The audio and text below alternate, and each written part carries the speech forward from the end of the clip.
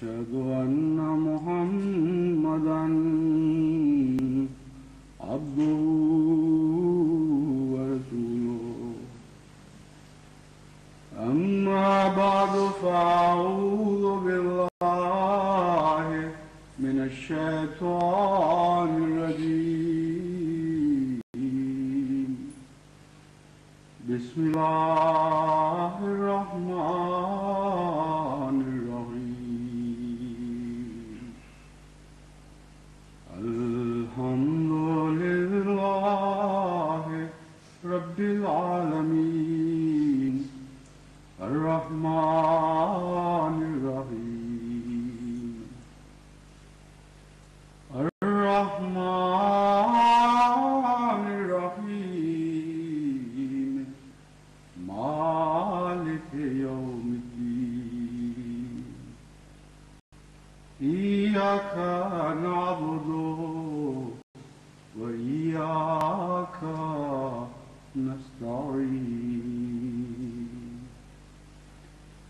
اهدنا الصراط المستقيم صراط الذين أنعمت عليهم غير المغضوب عليهم ولا الضالين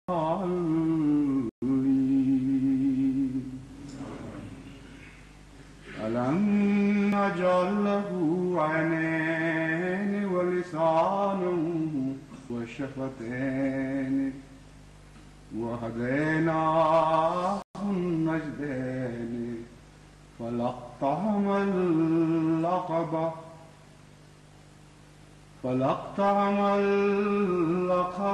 وما أدراك ما العقبة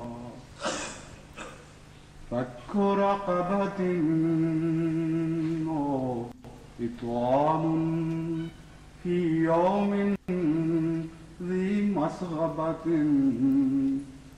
يتيما le décret d'Allah à la lumière du fait que plus l'ennemi s'enfonce dans la voie des mardouds et des doualines, plus Allah fait progresser à grande vitesse la Jamaat Ahmadiyya sur la voie des Sirat al-Mustaqim.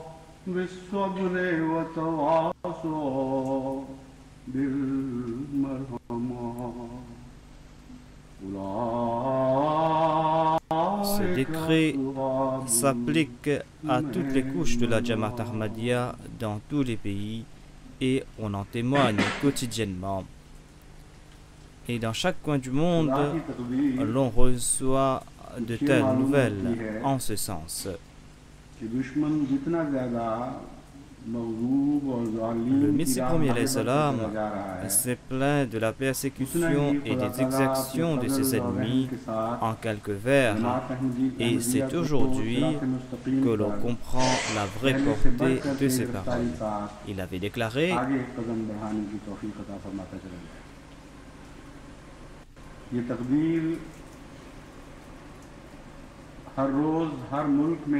c'est-à-dire, autant l'ennemi outrepasse les limites de la persécution et de la cruauté, autant Allah nous accorde sa grâce et sa miséricorde. Et c'est sa grâce qui est en train de nous accorder la vie.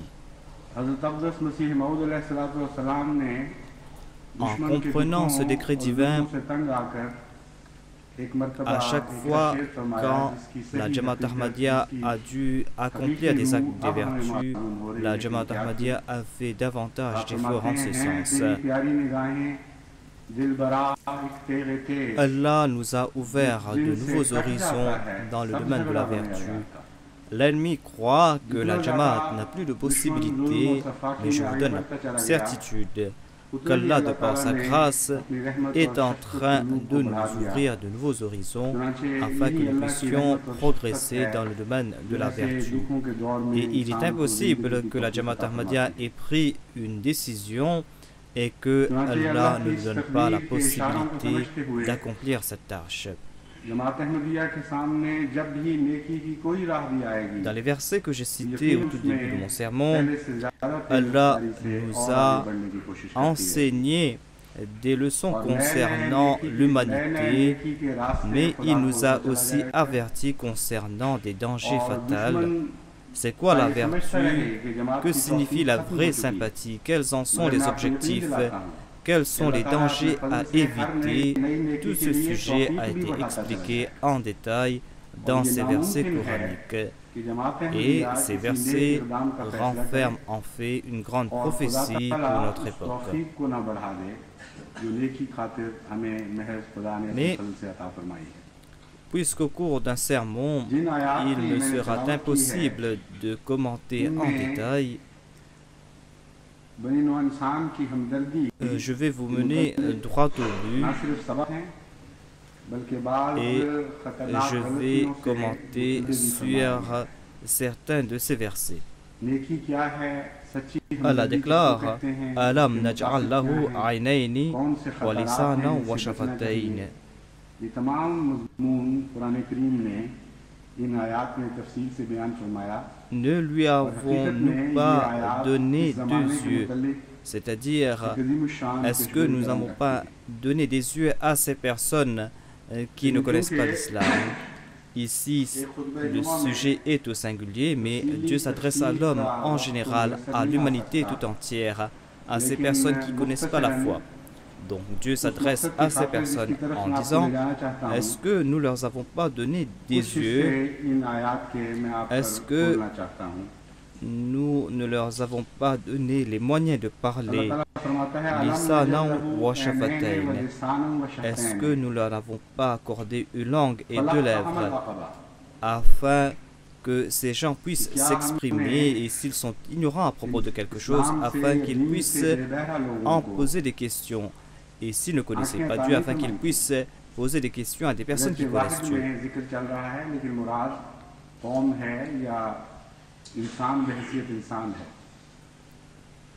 Ensuite, il est dit وَهَدَيْنَاهُ النَّجْدَيْنِ.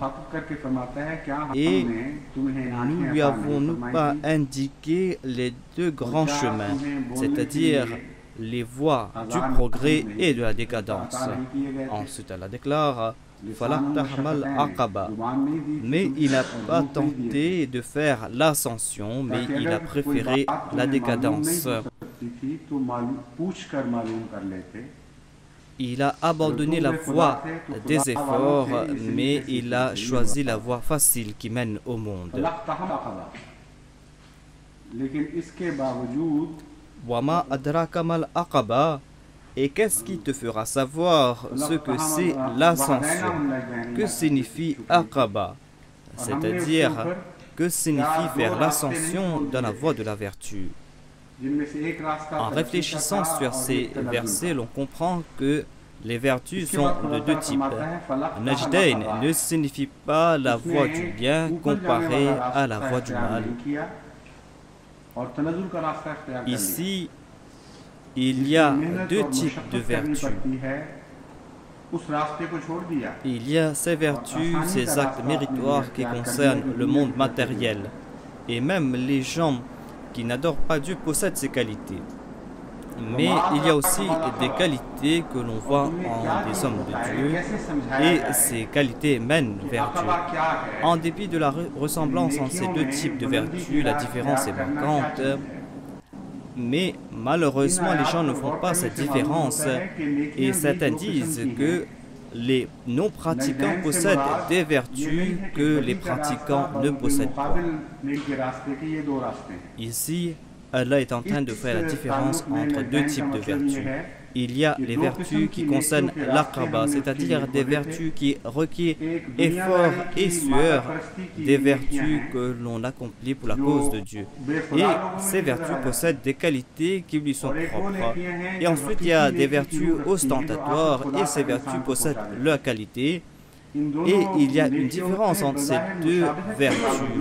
Allah déclare Wama adraka mal aqaba.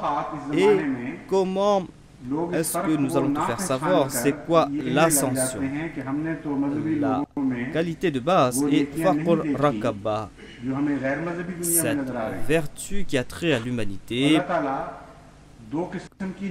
Cette vertu n'asservit pas. Il n'y a pas des conditions qui y sont attachées.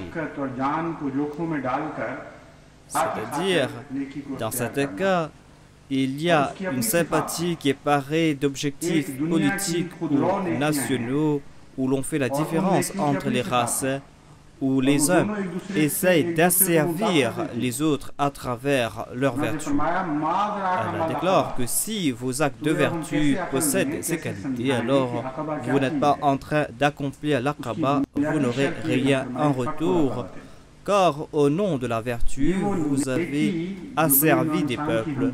Au nom de la vertu, vous avez essayé d'atteindre vos objectifs politiques. Le Saint-Coran mentionne ces faits, et si vous examinez la situation d'aujourd'hui, la situation des nations, vous allez voir que ces peuples d'aujourd'hui ne possèdent pas cette qualité de Faqr Raqaba. Quelques jours auparavant, il y a eu grand bruit concernant la situation qui prévaut en Éthiopie. C'est-à-dire cette famine qui est en train de frapper ce pays. Et tout soudainement, dans les journaux, à la télé, on a eu des nouvelles concernant la situation et les nations se sont réveillées. L'Europe, les États-Unis d'Amérique, la Russie se sont réveillés. Alors qu'un an auparavant, il y avait le Sénégal et d'autres pays qui ont été frappés par une famine très sévère et les animaux, les hommes, les enfants mouraient de faim. La situation était des plus déplorables et on a présenté ces faits à travers des photographies. Et il y avait des étendues de désert qui étaient couverts de cadavres. Ces animaux qui ne pouvaient vivre ensemble se sont réunis dans le même endroit. Lions, chèvres, éléphants, lapins, tous sont morts dans le même endroit. Et le cadavre prouve qu'ils avaient perdu toute leur force au point de ne pouvoir s'entretuer. Il n'y avait pas d'eau. Lorsqu'il n'y a pas d'eau, on n'a même pas envie de manger. Les éléphants ont fouillé des trous afin de chercher de l'eau. Donc ils ont fouillé des trous très profonds. Et les animaux ont sucé l'eau de l'argile. Les hommes sont partis de cet endroit, mais il n'y avait plus d'eau. Mais personne n'a bougé le petit doigt. La Russie ne s'est pas réveillée. Ils ne savaient pas qu'il y avait des hommes qui mouraient de faim. Ni les États-Unis d'Amérique, ni l'Europe. Maintenant, dans une partie de l'Afrique, c'est-à-dire en Éthiopie, les gens sont frappés de famine et ces personnes se sont réveillées. En fait, là-bas, il y a une lutte politique entre ces deux blocs, c'est-à-dire entre la Russie et l'Occident, et ils essayent de se surpasser. Ils savent qu'ils vont asservir le peuple à qui ils vont donner ses vivres. Quand l'Europe a su que la Russie est en train d'envoyer des camions de vivres et qu'ils sont en train d'envoyer du blé, ils se sont réveillés et leur sympathie pour l'humanité s'est réveillée. Ils ont commencé à envoyer des vivres. Leur objectif est d'asservir ce peuple au lieu de laisser ce peuple devenir l'esclave de notre peuple. Il y a aussi le Tchad qui est à côté. Il y a des gens qui sont en train de mourir de faim, mais personne ne s'en soucie. Donc, c'est la grandeur du Saint-Coran que dans une toute petite phrase, il a fait mention des complots du futur. Dans cette toute petite phrase, le Saint-Coran a décrit la situation à venir et Allah a fait une différence entre les vertus superficielles et les vraies vertus. Il y avait une famine qui avait frappé la Mecque au temps du Saint-Prophète paix soit sur lui. Une famine qui avait frappé les ennemis du Saint-Prophète paix soit sur lui. Lorsqu'ils avaient eu besoin de blé, le Saint-Prophète paix soit sur lui a demandé à ses suivants de ne pas attaquer les convois de vivres qui partent vers la Mecque, car aujourd'hui les hommes sont en train de mourir de faim. Voilà la différence de base. Il y a cette vertu que de libérer de l'asservissement. Il y a cette vertu et Allah est en train de nous montrer ses deux voies. S'ils ne connaissaient pas c'est quoi la vertu, alors qu'ils apprennent c'est quoi la vertu avec mon serviteur. Demandez-lui c'est quoi l'esprit de la vertu. Demandez au saint prophète paix soit sur lui et demandez à ses suivants.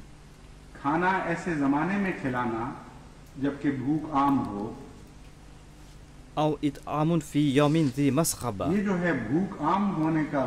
يتيما ذا مقربة أو مسكينا ذا متربة. Il est dit أو إطعام في يوم ذي مسغبة, de nourrir par un jour de famine.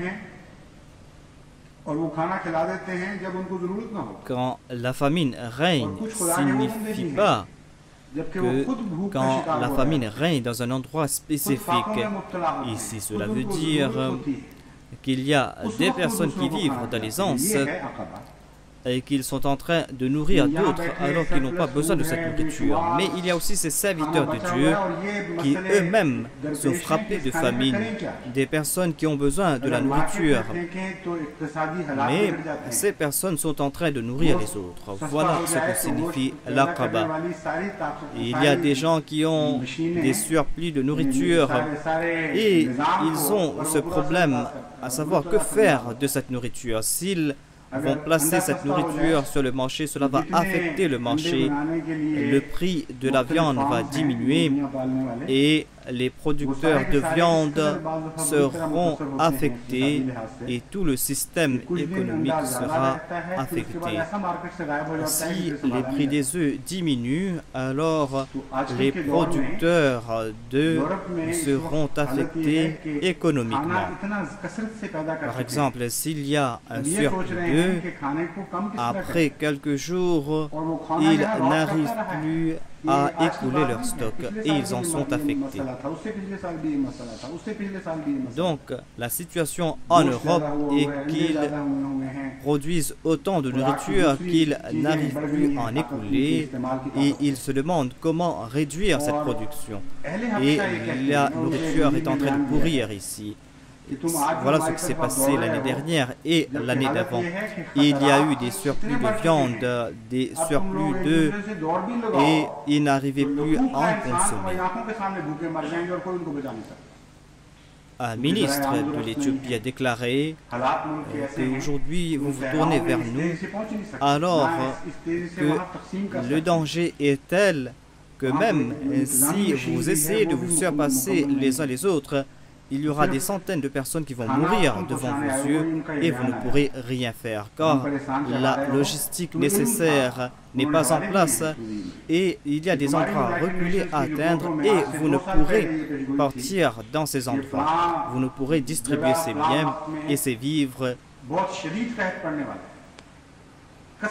pensez que vous êtes en train de nous accorder une grande faveur, mais vous saviez très bien, vous saviez que 2 ans auparavant, les Nations Unies ont fait cette prophétie qu'il y aura une grande famine dans tel endroit et que les victimes se compteront en centaines de milliers. Et il y a eu de tels rapports concernant d'autres pays, mais vous êtes restés les bras croisés. Maintenant, vous êtes en train de vous mesurer les uns aux autres. Il est dit «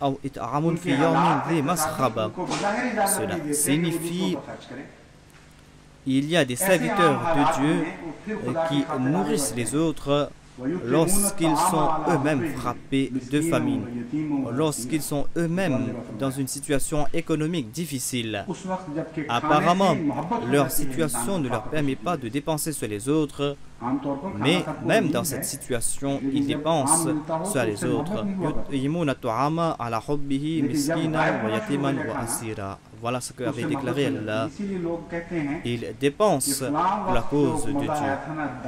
Quand la nourriture leur est chère, la nourriture est chère à tout le monde, mais lorsqu'il y a la nourriture à gogo, les gens n'y prêtent pas attention. Mais lorsque la nourriture disparaît, la nourriture leur est chère. C'est pour cette raison que les gens disent que ce pain sec que nous avions consommé était exquis à l'époque et jamais après nous en avons tiré un tel plaisir. Dans certaines situations, les gens sont frappés de faim et ils n'arrivent pas à trouver de la nourriture. Et une personne qui a l'habitude de manger a une telle faim qu'il cherche vainement de la nourriture. Et c'est là que son amour pour la nourriture augmente. Allah déclare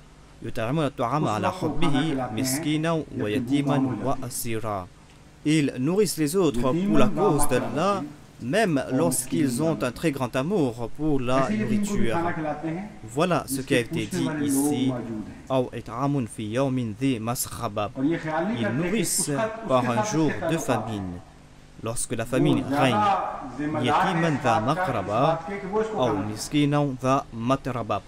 ils nourrissent les orphelins qui ont des proches, qui ont des personnes pour s'occuper d'eux.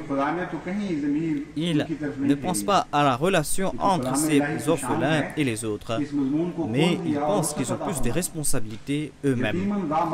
Yatiman dha makraba signifie des orphelins qui nous sont proches, mais Allah n'a pas mentionné le sujet ici. Tel est l'éclat de la parole divine, c'est-à-dire Dieu a élargi le sujet ici. Yatiman dha makraba signifie un orphelin, quel que soit son lien de parenté. Lorsque nous appliquons cela à des nations, nous voyons que certaines nations ont des soutiens et des aides, mais il y a aussi d'autres nations qui n'ont pas de soutien, qui n'ont pas d'amis politiques. Donc, il y a des nations qui ont des soutiens politiques. Mais si vous travaillez pour la cause d'Allah, Allah vous fait comprendre que même dans une telle situation, vous ne devez pas attendre que leurs amis vont les aider, puisqu'ils ont une relation avec la Russie, que la Russie les aide. Les serviteurs d'Allah n'agissent pas ainsi. Ils savent que les gens sont en difficulté et ils les aident en toute abnégation. Et il est dit, il y a des peuples, il y a des personnes qui gisent dans la poussière, il y a des miskines, des indigents. Il y a par exemple le Niger, il y a le Tchad, il y a d'autres pays d'Afrique du Nord ou de l'Afrique du Sud. Il y a des personnes qui font face à de grandes difficultés, mais personne ne se soucie d'eux. Donc il faut nourrir ces peuples. Il est dit, Allah décrit cette situation davantage. Allah nous fait comprendre que ceux qui font cette ascension, ceux qui adoptent les vertus sublimes et qui se détournent de ces vertus ostentatoires, ces personnes possèdent des qualités et ces personnes atteignent Dieu en fin de compte, car certainement les vraies vertus mènent à Dieu. Il est dit,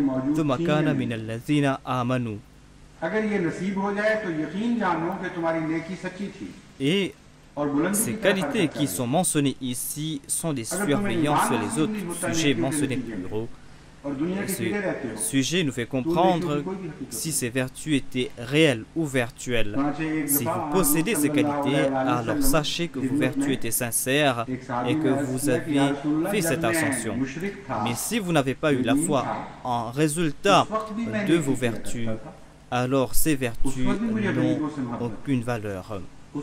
Une fois, une personne s'est adressée au saint prophète, paix soit sur lui, et il a déclaré: ô envoyé d'Allah, quand j'étais un mouchrik, quand j'étais un polythéiste, j'ai accompli des actes de vertu. J'avais un grand amour pour les pauvres, je nourrissais les orphelins. Ces vertus ont-elles été rendues à néant? Le saint prophète, paix soit sur lui, a déclaré: l'islam en est la récompense. Ensuite, Allah aide ces personnes, Allah les soutienne, Allah leur accorde la foi. Allah nous fait comprendre, voilà les gens qui possèdent ces qualités. Ensuite, il est dit c'est-à-dire, ces personnes s'exhortent les uns les autres à la persévérance et s'exhortent les uns les autres à la miséricorde. Celui qui est repu, celui qui n'a pas fait de sacrifice, comment est-ce qu'il va exhorter les autres à la patience? Ces exhortations n'auront pas de valeur. Mais il y a d'autres personnes qui se mettent en difficulté afin d'alléger les fardeaux des autres. Leurs exhortations ont plein de valeur et il y a une force dans leurs paroles. Et ils ont le droit de dire aux autres de faire preuve de patience, car eux-mêmes, ils sont en train de faire preuve de patience afin d'alléger les fardeaux des autres. Ensuite, ils ne transforment pas leur état d'indigence en état de haine. Comme je l'ai déclaré, il y a des prophéties concernant la situation politique future. Il est dit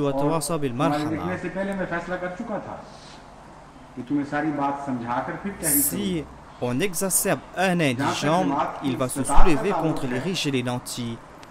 Et on peut attiser la haine contre les nations dans le cœur de ces indigents. Mais les serviteurs de Dieu, ils enseignent la patience et ils n'exacerbent pas la haine des autres. Ils encouragent les autres à la miséricorde et ne répandent pas la haine. Voilà la position des serviteurs du Saint-Prophète Mohammed paix soit lui. Avant même que certaines personnes ne m'en attirent l'attention, je réfléchissais concernant l'Afrique. Et à travers certaines lettres, j'ai compris que ces personnes ne comprenaient pas ce qui se passait exactement. Une personne a donné une somme d'argent pour l'Éthiopie et je lui ai répondu que l'imam est un bouclier et on se bat derrière l'imam. Vous vous êtes empressé. Je connais la situation mieux que vous et je sais ce qui se passe. J'ai en tête la situation du monde entier, j'ai en tête la situation de l'islam et avant votre lettre, j'avais déjà pris la décision de vous expliquer tout cela. En ce qui concerne les capacités de la Jamaat, il n'y a pas de doute à ce propos que si toute la Jamaat donne tout ce qu'ils ont, on ne pourra apaiser la faim qui a frappé ce pays. Nous n'avons même pas la possibilité d'ajouter un peu de sel et l'on ne peut les aider. Mais il y a un domaine qui est libre et ce domaine concerne Yatiman dha makraba ou miskinan dha matraba. D'aucuns pensent que le Tchad a des relations avec la France doit les aider, ou que la Libye doit les aider. D'autres pensent que le Niger n'a pas de relation avec personne et ils peuvent mourir, car ils n'appartiennent à aucun bord. Donc, le sujet de Miskinan dha matraba existe. Avant même que je lance le plan, j'ai écrit des lettres à tous les missionnaires de l'Afrique. Je leur ai demandé d'analyser la situation et comment la Jamaat peut aider ces personnes et quels sont les moyens les plus efficaces et quelles sont les difficultés. Prenez par exemple le transport et si nous essayons d'avoir des moyens de transport, nous ne pourrons le faire. Mais l'on doit avoir cette tranquillité. Quand je lance ce plan, je le fais que même si la tâche est au-dessus de nos moyens, nos intentions doivent être pour avoir le plaisir de Dieu. Nous devons avoir cette paix intérieure que nous sommes parmi ces personnes qui ont été mentionnées dans le Saint-Coran. Même en dépit de grandes difficultés, en dépit du fait que dans notre pays, les Ahmadis sont sans patrie et qu'ils n'ont plus de moyens économiques et qu'ils font face à de grandes difficultés de toutes parts, Ils avaient la responsabilité d'apporter l'humanité tout entière sous la bannière de l'islam. Ils devaient dépenser pour des littératures, pour construire des mosquées. De nouveaux horizons s'ouvraient à eux. Et à chaque appel, ils donnaient tout ce qu'ils avaient dans leur poche. Allah est en train de voir donc que quand cette Jamaat est appelée afin d'alléger la faim des autres, cette Jamaat va tout donner. Voilà les gens qui ont été mentionnés dans le Saint-Coran, et c'est une grâce de Dieu que Dieu nous a mis parmi ces personnes. Qu'ils soient musulmans ou non musulmans, qu'ils soient Ahmadis ou qu'ils soient des Ahmadis ou des Ahmadis. Là où les gens sont en train de souffrir, la Jamaat Ahmadiyya fait des efforts afin d'alléger la souffrance de ces gens. Par exemple, quelque temps auparavant, lorsqu'il y a eu une pluie diluvienne qui a frappé Karachi, bon nombre de personnes pauvres ont été affectées. Les dames Ahmadis ont apporté et les ont donné tout ce qu'ils avaient, des couvertures, de la nourriture, et elles ont commencé à aider ces pauvres. Elles n'avaient pas l'intention de prêcher le message de l'Ahmadiyyat. Telle n'était pas leur intention, elles ne sont pas parties là-bas pour cette tâche. Elles voulaient tout simplement aider ces personnes. Certaines dames m'ont écrit et elles décrivent la situation. Il est dit que certaines personnes nous ont suivis et nous ont demandé « Qui êtes-vous? D'où venez-vous » Elles ont répondu que nous ne voulons pas vous dire qui nous sommes, car si nous allons vous dire qui nous sommes, vous n'allez rien prendre de nous. Donc prenez tout ce que vous avez à prendre. Pourquoi demander qui nous sommes, pourquoi nous sommes venus? Et elles ont déclaré que nous avons vu une scène étrange. Certaines personnes ont déclaré que nous savons que dans tout ce Pakistan, seuls les Ahmadis pensent à nous. N'êtes-vous pas des Ahmadis? Vous seuls, vous avez ressenti notre douleur. Vous avez ressenti notre douleur et personne d'autre. Donc, nous vous avons reconnu, même si vous voulez vous cacher, nous savons très bien qui vous êtes. Donc, ces dames Ahmadis ont été contraintes de dévoiler qu'elles étaient des Ahmadis. Donc, ce peuple qui a outrepassé les limites des exactions, lorsqu'elle souffre et lorsqu'elle va souffrir, Inch'Allah, la Jamaat Ahmadiyya va alléger sa souffrance. Et en ce qui concerne nos poches, ni moi ni vous, nous les avons remplies. C'est Allah qui accorde des ressources et des moyens. Et Allah décrit la situation de ceux qui dépensent en son chemin. Ils dépensent de ce que nous leur avons accordé. Et plus ils dépensent, plus nous allons les accorder. C'est donc une chaîne sans fin. D'une part, l'eau est en train de couler, mais le trou est petit car ce trou a été fait par la main de l'homme. Et d'autre part, il y a l'eau qui vient du ciel et il y a ce trou qui se trouve dans le ciel et ce trou a été fait par Allah. Donc il est impossible que la voie du ciel soit plus petite que la voie de la terre. C'est un sujet perpétuel. Donc, la Jamaat Ahmadiyya n'a pas de crainte à ce propos. Nous allons tout le temps donner selon nos moyens. Nous n'allons pas arrêter là. Nous n'allons pas aider ces gens aujourd'hui, mais tout comme nous l'avons fait en Afrique, nous allons continuer nos programmes. Nous allons essayer de les mettre sur le pied. Les autres viennent et distribuent comme ils distribuent à des mendiants et ils n'essayent pas de les enseigner l'agriculture. Ils n'essayent pas de les rendre autosuffisants. Ils ne réfléchissent guère dans ce sens, afin que ces pauvres soient toujours des nécessiteux, afin qu'ils se tournent vers eux dans des moments de difficulté. Nous avons donc lancé un plan en Afrique et nous avons eu un grand succès et les gens ont eu de grands espoirs à ce propos. Nous avons acheté une ferme de 1000 acres. C'est vrai que la première année nous avons fait des pertes, mais je leur ai dit de ne pas se soucier, que c'est Allah qui va nous aider. Et cette fois-ci, selon le rapport, Par la grâce d'Allah, nous avons eu une très bonne récolte et l'expérience fut un grand succès. Donc, nous avons lancé ce même plan au Nigeria et nous avons enseigné comment être autosuffisant. On peut les enseigner cela et on peut faire des efforts en ce sens. C'est pour cette raison qu'on va généraliser ce plan dans d'autres pays et certains Ahmadis se sont dédiés pour cette cause. Et ils ont eu l'intention de les enseigner car ces personnes étaient en grande difficulté. Ces personnes sont en train de travailler car ces Africains ne savaient même pas comment planter le riz, le blé et autre chose. Donc c'est une grâce de Dieu car il a ouvert pour nous les portes de la vertu et nous allons devoir progresser dans ce domaine. En voyant ces grâces divines, les insultes de nos ennemis, leurs ladzi, leurs flétrissures, leurs colibés ne pèsent rien. Au contraire, nos cœurs sont emplis de louanges et nos yeux sont emplis de larmes en raison de ces louanges et nous déclarons à notre Seigneur.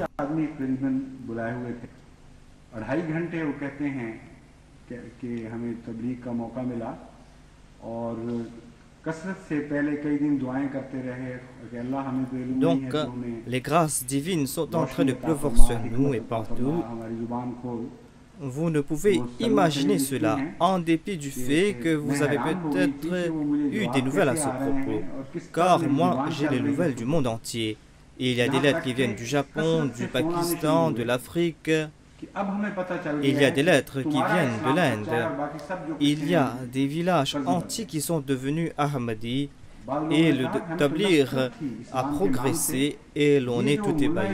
Même le Royaume-Uni est en train de se réveiller à ce propos. Je vous ai donné des bonnes nouvelles à ce propos.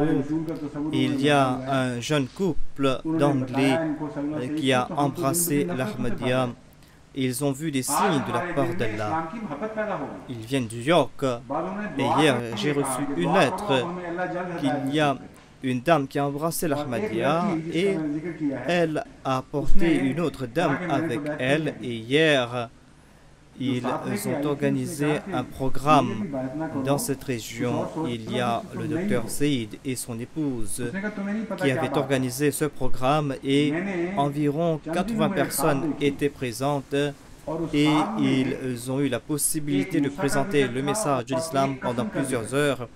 Ils ont prié auparavant et ils ont demandé à Allah de les éclairer car ils n'avaient pas de connaissance à ce propos. Madame Salma Saïd écrit que j'étais tout étonné car j'arrivais à trouver les réponses et je n'étais plus en contrôle de ma langue. Et j'ai reçu d'innombrables appels téléphoniques. Et ces gens ont déclaré que maintenant nous savons que votre islam est le vrai islam. Et d'autres disent que nous détestions l'islam. Car ces mullahs présentent une image extrême de l'islam et ils présentent un concept dégoûtant du saint prophète paix sur lui. Et ils ont déclaré que de jour en jour nous détestions l'islam. Aujourd'hui nous avons eu de l'amour pour l'islam. D'autres ont demandé de prier pour qu'Allah nous guide vers la bonne voie. Et il y a une jeune fille que j'ai mentionnée. Elle a déclaré que je veux faire le serment d'allégeance immédiatement. La dame qui l'a porté a déclaré non, attends, réfléchis, car tu es toute nouvelle. Elle a déclaré mais tu ne comprends pas ce qui se passe. Quelques jours auparavant, j'ai fait un rêve et dans ce rêve, il y avait mention de Moïse et d'un linceul. Il y avait mention de la victoire de Moïse et il y avait la question du linceul de Jésus. Quand Madame Salma Saïd répondait à des questions, elle a utilisé les paroles que j'avais entendues dans mon rêve. Et elle a mentionné le même sujet du linceul. Maintenant, je ne peux attendre une seule minute.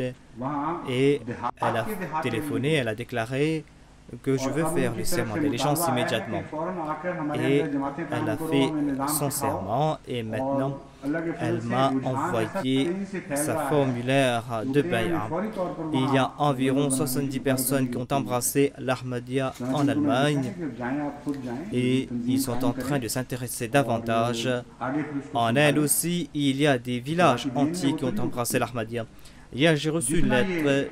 Il est dit que quand les mollahs ont entendu que l'Ahmadiyya est en train de progresser de très loin, il y a des mollahs et des ulémas qui sont venus semer la haine. Et ces villageois ont repoussé ces mollahs et ces ulémas. Ils ont déclaré que nous n'avons pas besoin de votre islam. Vous êtes venus avec des insultes. Ces personnes nous ont donné la vie, ces personnes nous ont donné l'amour de Dieu. De quoi êtes-vous en train de parler? Eux, ils ont enseigné la foi, la prière et le jeûne. Et maintenant, vous êtes en train de les insulter. Nous n'avons aucune relation avec vous.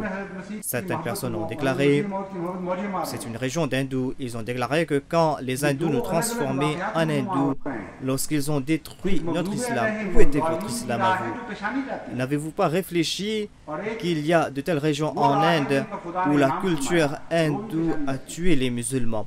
Et quotidiennement, ils nous détournaient de l'islam et ils nous appelaient vers l'hindouisme. Vous n'avez pas entendu cet appel. Et quand les Ahmadis sont venus nous enseigner l'islam et nous enseigner comment les battre en retraite, vous êtes venus et vous nous demandez d'abandonner les Ahmadis. En Afrique, il y avait le plan de centenaire et nous avons confié à certains pays, certaines autres nations où il n'y avait pas d'Ahmadi et nous avons pris la décision que chaque pays va devoir présenter d'autres pays, 2 ou 3 pays pour le centenaire des pays où il n'y avait pas d'Ahmadi auparavant. Et nous avons reçu de bonnes nouvelles concernant un pays. Hier même, j'ai reçu ces nouvelles concernant un pays qui a été confié au Ghana. Il est dit qu'il y a des villages entiers qui ont embrassé l'Ahmadiyya et ils demandent des formateurs afin de les enseigner les règles de la Jamaat. Donc, les gens sont intéressés et ils disent qu'ils ont besoin de missionnaires dans ces régions. Je les ai écrits que vous devez partir là-bas, vous devez organiser le tout et vous devez vous occuper de ces personnes. C'est la foi de Dieu et l'on ne peut arrêter cette tâche. Autant ils essayent de nous arrêter, autant Allah est en train de nous ouvrir ses portes, autant ils essayent de nous priver de nos biens, autant Allah est en train de bénir nos contributions. Autant ils nous insultent, autant Allah est en train de nous exalter spirituellement. Autant ils essayent de nous détourner de la religion du Saint-Prophète Mohammed, lui, autant notre amour pour cette religion est en train de grandir et les Ahmadis envoient davantage de salutations sur le Saint-Prophète, lui. Autant ils insultent le Messie premier, autant les Ahmadis sont en train d'aimer le Messie premier. Il y a deux choses différentes. Il y a la voix des Mardoub alayhim et des Doualin, c'est une voix que l'on peut reconnaître. Et ensuite, il y a la voix de ceux qui ont reçu les faveurs divines, et cette voix, on la reconnaît facilement. Donc, cette tâche que nos organisations ne pouvaient faire, cette tâche est en train de se faire automatiquement. Et nous avons reçu d'innombrables lettres de ces Ahmadis qui étaient presque athées, des Ahmadis qui n'avaient presque aucune foi, des Ahmadis qui n'avaient pas de relation avec la Jamaat, des Ahmadis qui étaient négligents de la prière. Ils n'avaient aucun amour pour la foi et ils ne contribuaient pour la Jamaat. Je vais vous présenter leurs lettres et mon cœur est empli de louanges de Dieu quand je lis ces lettres. C'est vrai que le monde est rempli d'immondices, c'est vrai qu'ils nous ont fait souffrir, mais regardez aussi ces faveurs que nous avons reçues, regardez comment Allah est en train de nous traiter. Donc, je m'adresse aux Ahmadis du Pakistan et je leur dis que regardez les faveurs divines. lorsque ces personnes vous persécutent, sachez qu'il y a une seule solution, et cette solution est la solution présentée par le Messie premier salam. C'est-à-dire que l'on doit se souvenir des grâces divines, on doit se souvenir de ces grâces qui nous pleuvent dessus. Donc, je vais vous présenter quelques exemples. J'ai choisi quelques lettres à ce propos. Il y a la lettre d'un jeune homme, et ce n'est pas le seul exemple. Il y a de tels exemples similaires, et il y en a d'autres aussi. Donc, tous les Ahmadis sont en train de se réformer par la grâce de Dieu. Et il y a quelqu'un qui a écrit, cette personne se trouve hors du Pakistan, et il écrit que depuis 6 ans, je me suis éloigné de l'Ahmadiyya. Je ne priais pas, je ne jeûnais pas, mais après ce décret, par la grâce de Dieu, j'ai été amené vers l'Ahmadiyya de nouveau. Et j'ai demandé pardon pour mes péchés, j'ai commencé à prier et à jeûner. Et je remercie Dieu à chaque fois, car il m'a mené vers la voie de la vertu, comme si ce décret était très béni pour moi. Et j'ai entendu ces paroles, et ces paroles résonnent dans mes oreilles, à savoir que si les musulmans sont jetés dans le feu, ils en sortent purifiés. Donc je me suis purifié, et après le décret, j'ai écrit à mes parents qui sont au Pakistan, je leur ai dit que préparez vos passeports et envoyez-moi les photocopies de vos passeports afin que je puisse préparer vos visas et vous faire venir ici. Mes parents m'ont répondu, ils ont dit, oh notre fils, si tu nous invites pour venir te visiter, alors certainement nous allons venir. Mais si tu crains la situation et tu crains pour nos vies, alors sache que nous n'allons pas venir. Nous attendons impatiemment le moment où nous tomberons en martyr. Le fils écrit que j'ai été frappé de stupeur en lisant cette réponse. Et après cela, j'ai commencé à lire les livres de l'Ahmadiyya. Et là où j'ai la possibilité, je prêche le message de l'Ahmadiyya. Mes amis sont tout étonnés de voir ce changement. Donc voilà une faveur qu'Allah est en train de nous accorder. Il y a de petits enfants qui sont venus des amis de Dieu, et ces enfants sont en train de pleurer pour la cause de Dieu. Une personne écrit que des fois on voit des scènes très douloureuses lorsque nous écoutons les cassettes de vos sermons. Il y a certains qui perdent tout contrôle et qui pleurent et pleurent à haute voix. Ceux qui naguère étaient négligents dans leur prière commencent à pleurer à haute voix au cours de leurs adorations, et l'on ne comprend pas comment ils ont pu se réformer au cours de ces quelques mois.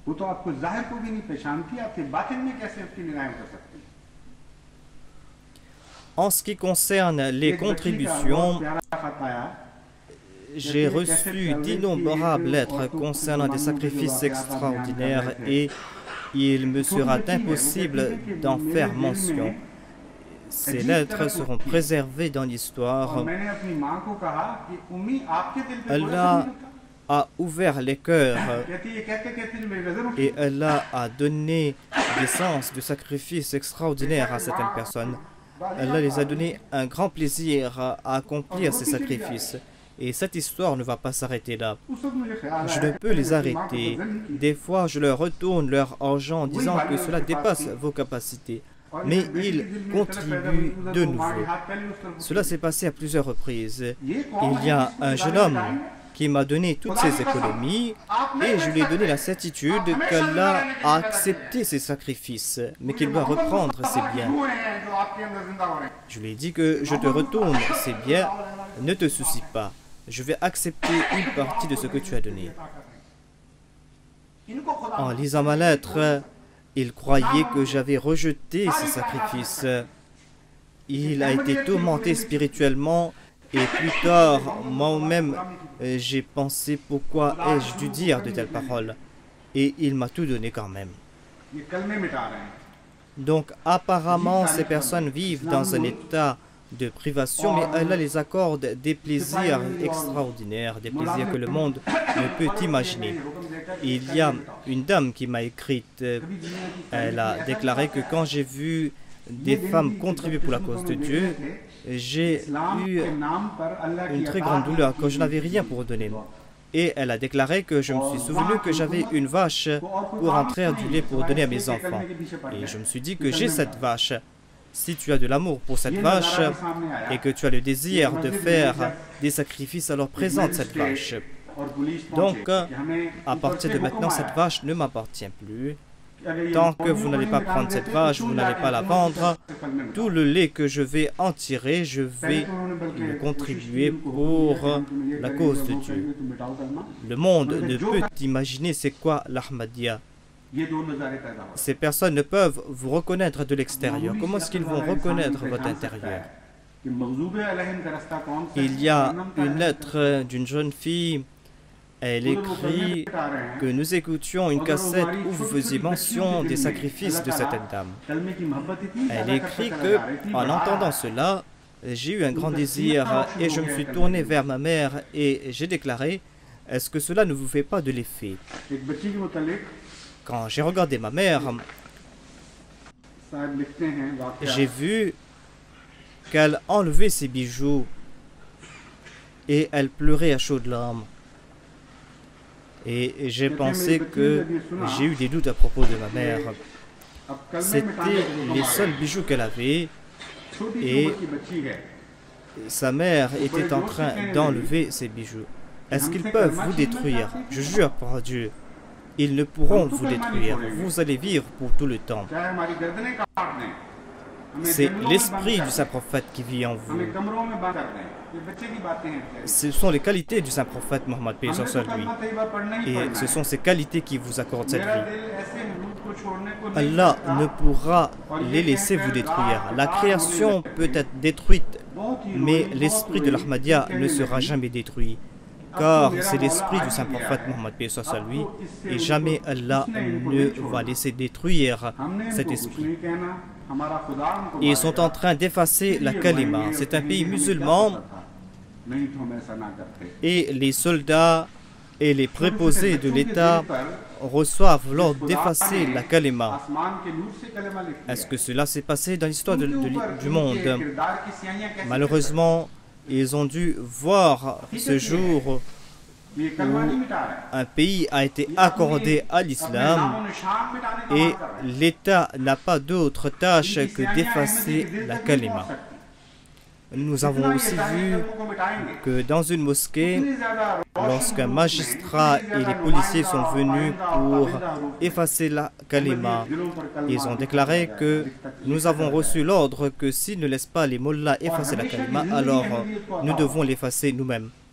Ils ont déclaré que nous allons faire ceci ou cela, mais nous les avons dit que vous pouvez faire ce que vous voulez, tuez-nous, faites ce que vous voulez. Les Ahmadis ne vont pas effacer la kalima de leur propre main. Ils ont déclaré donc que nous avons reçu l'ordre d'effacer la kalima. Et nous leur avons dit de faire ce qu'ils veulent faire. Ils ont pris des échelles et le magistrat a demandé aux soldats d'effacer la kalima. Les Ahmadis sont tombés en prosternation. Et ils ont pleuré et pleuré à chaudes larmes. Et ils ont déclaré qu'on est en train d'effacer ton nom en ton nom. Ils ont pris ton nom pour effacer ton même. La personne écrit que lorsque nous nous sommes levés de nos prosternations, il y avait le magistrat qui pleurait. Il a déclaré « Je suis un damné, priez pour moi, car c'est l'État qui m'a contraint. » Voilà les deux scènes que nous pouvons voir. Une personne douée de la moindre intelligence peut reconnaître la voix des Mardoub alayhim et des Anamta alayhim. D'une part, ils sont en train d'effacer la kalima, et d'autre part, Allah a empli les cœurs de nos enfants de l'amour pour l'Ahmadiyya et la kalima. Et leurs cœurs sont emplis d'amour pour la kalima. À propos d'une jeune fille, quelqu'un écrit कि तू हमारे बच्चों को औलिया के मुकाम अता फरमा रहा है। दिन ब दिन वो रूहानियत के अरफा से अरफा मुकाम। Cette personne écrit que lorsque ma fille a entendu qu'on a reçu l'ordre d'effacer la kalima, elle a déclaré: veulent-ils nous enlever la kalima? Nous n'allons pas abandonner la kalima, même s'ils nous tranchent le cou, même s'ils nous envoient dans des jungles, même s'ils nous enferment. Nous n'allons pas abandonner la kalima. Nous allons réciter la kalima. Je ne veux pas abandonner notre calife. Et elle a commencé à pleurer. Elle a pleuré et pleuré. Elle a déclaré: mon maître va venir maintenant et mon maître ne va pas les abandonner. Nous n'allons rien faire. Notre Seigneur va s'occuper d'eux. Et ils vont pleurer et ils vont dire: que s'est-il passé? Pourquoi avons-nous commis de tels actes? Donc, Dieu a éclairé ces enfants. Comment pourront-ils effacer les sentiments de ces enfants avec leur encre? La vérité est qu'ils ne sont pas en train d'effacer la kalima. En fait, ils sont en train d'effacer leur nom des pages de l'histoire. Leurs encres ne peuvent atteindre les cœurs des Ahmadis. Autant ils essayent d'effacer la kalima, autant Allah va écrire en lettres d'or les paroles de la kalima dans les cœurs des Ahmadis. Et les Ahmadis vont vivre pour tout le temps. Et les insultes et les immondices ne peuvent effacer la kalima du cœur de ces personnes. Ce sont ces personnes qui seront détruites et ceux qui donnent tout pour la cause d'Allah et ceux qui sont prêts à tout donner pour la cause d'Allah sont vivants. Donc, chanceux sont ces grands, ces petits, ces femmes et ces hommes, ceux qui ont tout donné pour la cause d'Allah, ceux qui sont prêts à tout donner pour avoir le plaisir de Dieu, ceux qui ne craignent personne d'autre sauf Dieu. Dieu a créé l'univers pour ces personnes et voilà les personnes pour qui Dieu va préserver ou détruire l'univers. S'ils ont accepté cela, s'ils ont répondu à l'appel de cette personne, ils auront le salut. Mais s'ils persistent ici, s'ils continuent à commettre leurs exactions, Dieu les effacera complètement. Dans le passé, nous avons vu le même décret. C'est ce même Dieu qui est vivant et il va mettre en application ces décrets. Donc, priez pour qu'Allah nous accorde persévérance et patience, pour qu'Allah nous donne la possibilité de faire preuve davantage de patience, qu'Allah fasse de nos enfants ces walis. Oh Allah, si ces personnes ne se souviennent pas des premières leçons de la taqwa, alors sache, ô notre Seigneur, que nous sommes satisfaits de ton décret, c'est-à-dire accorde à nos enfants le statut de wali. Oh Allah, élève nos enfants spirituellement. Nous avons vu que ceux qui ne savaient même pas marcher ont appris à marcher et ceux qui marchaient ont commencé à courir. Par la grâce d'Allah, il y avait de tels Ahmadis qui auparavant couraient et qui maintenant sont en train de s'envoler dans le ciel de la spiritualité. Qu'Allah nous fasse progresser davantage. Alhamdulillah ala dhalik.